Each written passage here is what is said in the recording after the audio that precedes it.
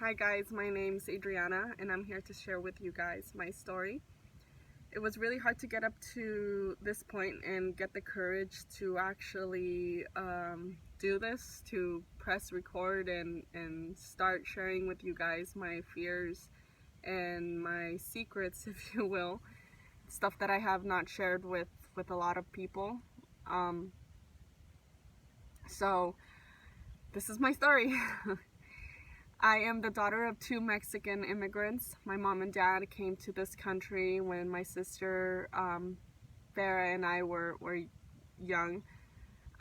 They came into this country in hopes for a better life and in hopes to give my sister and I a better chance at achieving our dreams. I am married. I have two kids. My son is 8 and my daughter is 3. My son is Aru and my daughter is Hannah. My husband is Sam. So my childhood was pretty much normal. I had the mom and dad, sisters. I have two sisters, a younger sister, Georgie, and Farah. And so it was pretty much normal. I was the good kid, the kid who would get the straight A's, the kid who would get the praise from the teachers. That was just what I did as a kid. It came almost out of habit. Doing good in school because that's what I felt I was good at, but not necessarily where I felt comfortable. I kind of liked the attention that I was getting from the teachers and them telling me that I would go far. And I really didn't want to go far. I just didn't know where or what or who I really was. So I struggled with that as a kid, trying to find my identity, always looking at other people and thinking, wow, they're so much better than me. They have such interesting lives. Everybody around us likes that friend, and I'm the oddball out. I'm the nerd. I'm the teacher's pet. I'm this and that. This went on, honestly, all the way up until high school. I had friends, and I had really good friends.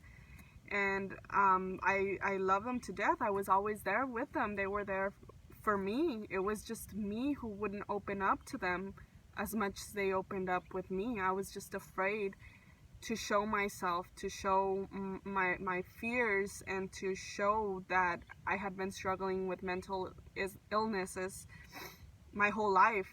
As a kid, I just didn't know how to identify it, much less ask for help. So I was afraid of them looking at me as a weirdo, as a crazy person.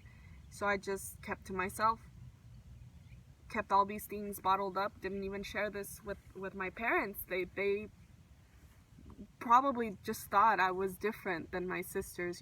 They were always happy-go-lucky. They were funny, fun, always good with people, socializing, and I was just always the different one. And that was hard from the beginning, struggling with something that you can't identify yourself. You don't know how to know that you're dealing with depression and anxiety at such a young age. And it was hard. I ended up moving to a different country, went to Mexico after high school. I decided to study abroad, and that's where I met my husband. I got pregnant and we got married in that order. It was hard being away from my family and being pregnant, wanting to be around my mom, wanting to share different things with her, and just being so far away. Being hormonal and dealing with those issues on top of the issues that I already had in my head and that I didn't know how to share even with my husband. He didn't know I had things that I had been dealing with for a long time. It was hard because I didn't want him to think of me as a crazy person. I didn't want him to run away from me.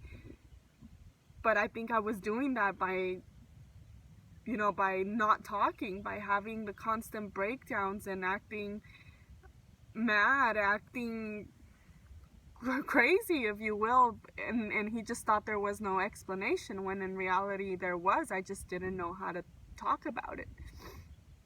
It was hard. For different reasons, after the baby was born and we had lived out there for a while, we ended up moving to Fresno again, where my family was living. It was hard to make the change, especially for my husband, because he was leaving the town that he had lived in his whole life, leaving his family and coming to a place he didn't know. It was easier for me because my family was here, because I had lived in Fresno for most of my life, so it got easier for me. My breakdown suddenly, eased up a bit. We seemed to be doing okay, so okay, that something we had been putting off for a long time was having another baby. And being here, after a while, we decided it was time. My husband and I planned to have another baby, and I was so happy that it happened right away. Within the first month of trying, I got pregnant, and it was happy, and then it got into one of the saddest moments in my life. I wasn't too far along, and I had a discussion with a family member. I had built up anger, built up feelings. I'm sure he did too. But the discussion got heated up really bad. There was a lot of anger, yelling, and no self-control. I got to the point where I was shaking so bad from yelling and being in that fight, if you will, the word fight with a person who at that point just didn't seem to understand. And I just wish I could turn back time to that day and just would have left it alone. The next day, I miscarried my baby. And I blame myself for not being able to control my anger that day and not being calm. I think I just forced my body too much with that resentment, with the anger, with the yelling, and I blame myself for losing my baby.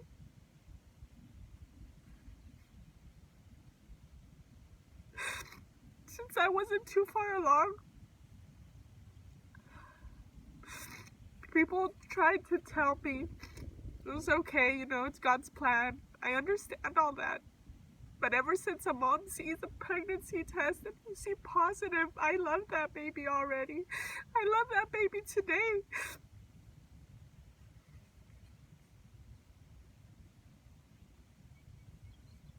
Things got worse inside of me because up until this point, I still had not gotten treatment for my mental issues. Up until this moment, people didn't even know I had mental issues. I didn't even know it was really a mental issue. We decided to keep trying for another baby. 2 months later, I got pregnant with Hannah. And she has been such a blessing in our lives. Changed our lives so much, but in a good way. But things got harder, economically, stress-wise. One thing led to different things, and just more stress added into my already crazy head, crazy mentality. Things just spiraled down for us. I take responsibility for not seeking help when I should have sought for help. I sought for help when I just couldn't find the way out. I was on antidepressants. That didn't work for me. Things got worse. Just endless fights, endless sleepless nights, endless discussions with my husband, trying to get him at this point to understand that I wasn't okay. That's when I opened up and said, you know what, I have been dealing with this for a long, long time. I'm not okay. I can't do it alone. I don't want to do it alone anymore. I need help. It wasn't easy for him because he had no clue. It wasn't easy for him because he didn't know what to do. And that just frustrated me more because I was like, I finally asked for help and you're not helping me. But honestly, he said something to me and said, you know what, I can't fix you. You need to do something to fix yourself. And at that moment, I broke down again. But there's so much truth in that. I had to do something myself. But at that moment, I couldn't find what it is that I had to do. Instead of taking that at that moment and doing something with it, it just kept spiraling down. I got to the point where I considered suicide.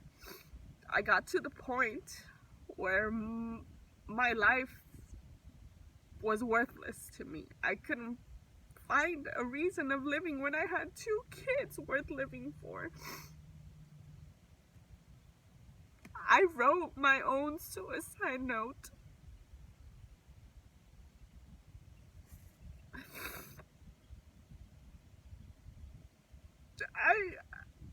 I just thought it was selfish of me to keep being here and giving my kids a bad mom and giving my husband a bad wife and giving my parents a bad daughter.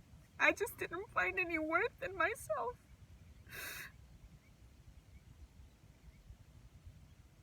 God, I remember writing that note. I remember saying bye to everyone.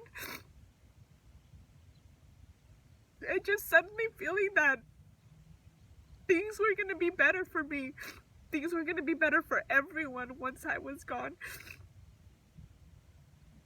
And I remember seeing my son's face after prayers and just seeing his face look at me one day when I was sad and just him hugging me. That's when I realized I wanted to be there for him. I didn't want him to go through the stuff that I was going through now. I wanted to meet his wife one day. I wanted to tell her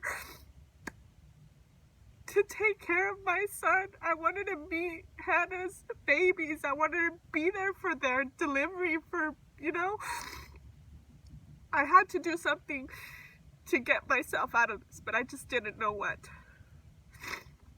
I had heard of exercise as a form of therapy from my mom. She heard it from, other people. The doctors that had treated me or I had talked to had also suggested exercise, but I knew myself. I knew I was a quitter. I knew that I might try it for a little while, but as soon as it would get hard, I knew I would probably quit. I was a junk food addict who would eat junk food, chips in bed almost every night. So things were gonna be hard. I would run, but then I would go to bed and eat a bag of chips, and that wasn't making me feel any better. I had followed several people on Instagram during their fitness journeys, and one day I just decided to send an email. I found Erin. Thank God for Erin, my coach. God put her in my path. I know that. I feel that. I messaged her. She responded. She asked if we could set up a call. I talked to her on the phone. I just felt something. I felt secure. I think this is it. I think this might be my first step. I still didn't think that was going to change my life forever. But I said, this is what I have to do. From the moment that I got my challenge pack, I got 21-day fix and Shakeology. Because the Shakeology came as part of the challenge pack, I honestly was skeptical about Shakeology. I didn't think I would like the flavor. I just thought it was like any other protein shake, and believe me, it's not. It has changed me so much. But I got it, it was a 21-day fix. I said from now until day 21, I'm gonna do little changes to help me feel better for my workout, because I still was focusing just on the workout. I told myself I would not quit completely all my junk food, all my vices, because that was just who I am. I kept excusing myself. But every day I kept getting better. Every day I kept getting stronger. I felt accomplished after I would finish my workout in the morning before work, because that was the time I had.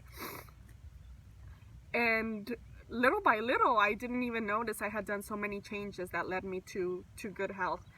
By day 21, I felt accomplished. I felt like this was something that I had never done before. I had never stuck to something for that long and felt so good about it. I had stopped drinking soda. I had started cutting down fried foods. I had already lost some weight. I saw a huge difference in my health, my digestion, the energy that I had throughout the day. I no longer wanted to come and nap right after work. I was feeling different. I felt encouraged to say, okay, let me try another 21 days. You know, at that point, I wasn't a sexy mom. I just felt like, okay, this is working. I feel good about myself, and thank God that I kept going. Thank God. Doing that for myself made me feel encouraged to share with other people that they are able to do it too. I got into the coaching, and a lot of personal development is suggested, and the personal development has helped me so much. I'm a totally different person. I still struggle. I still have bad days. I still have days where I want to come home and lay down in bed. I still have differences with my family, differences with my husband that bring me down, that make me want to quit. But I see how far I have come, and I will not let myself quit. I will not allow myself to quit after I've gotten this far. My life was saved. The exercise, the changes that I made into my lifestyle literally saved my life. You don't have to do this alone. I'm here for you to listen, to chat. I'm not trying to push sales on you. I'm not trying to tell you buy this, buy that. I just want you to know that you're not alone. That there are other people out there who have felt depression, who have not wanted to get out of bed, who have wanted to end their lives. I'm one of them, and I'm here, and I am battling with this daily, and I am choosing to live. And you can live too. You can be there for your kids. You can meet your son's wife. You can meet your daughter's kids. You can live. Let me help you make small changes that will help you get motivated to live your life the way you deserve to live it, the way that you have been wanting to do so for such a long time and just didn't know how. I'm here for you.